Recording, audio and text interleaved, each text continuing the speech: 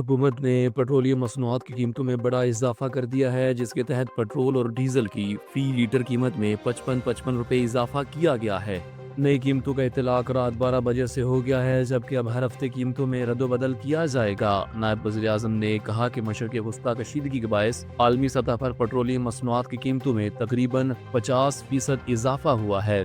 वज़ीर ख़ज़ाना मोहम्मद औरंगज़ेब के मुताबिक हुकूमत इस वक्त मुस्तहकम पोजीशन में है और पेट्रोलियम मसनूआत के ज़खायर भी मौजूद हैं। ताहम सूरत हाल के मुताबिक मज़ीद फैसले किए जा सकते हैं।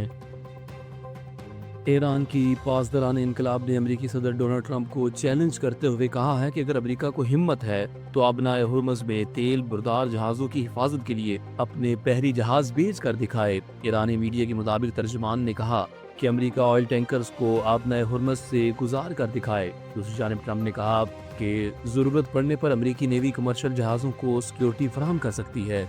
आबनाए हुर्मुज़ दुनिया की अहम तरीन तेल बरदार बहरी रास्तों में शुमार होता है, जहाँ से खलीजी ममालिक का तेल आलमी मंडियों तक पहुँचता है।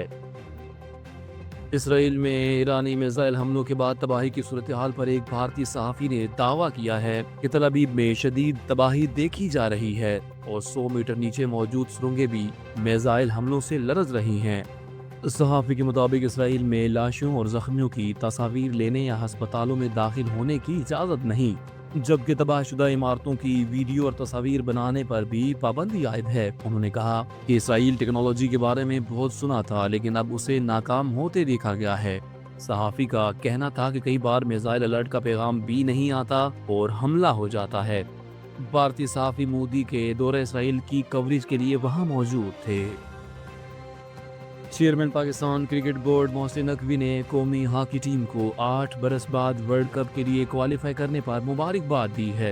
मोहसिन नकवी ने कहा कि खिलाड़ियों ने शानदार खेल का मुजाहरा किया और ये कामयाबी टीम वर्क और मेहनत का नतीजा है। उन्होंने कप्तान अहमद शकील बट और तमाम खिलाड़ियों की कारकर्दगी को काबिल तहसीन करार दिया और उम्मीद जाहिर की कि टीम फाइनल जीत कर वापस आएगी।